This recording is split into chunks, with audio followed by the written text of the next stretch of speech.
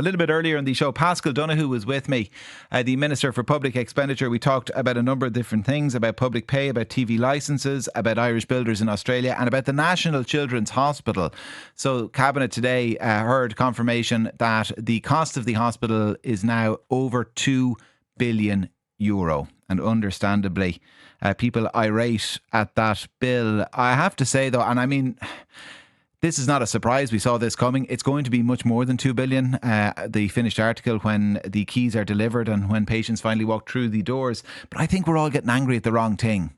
I mean, €2 billion is an eye-watering amount of money, but as a state, we can afford it. We could actually afford to probably build about 2 or 3 national children's hospitals. That's how much money the state has at the moment. What's way, way worse than a national children's hospital costing £2 billion is a national children's hospital that costs £2 billion and doesn't actually have any children in it.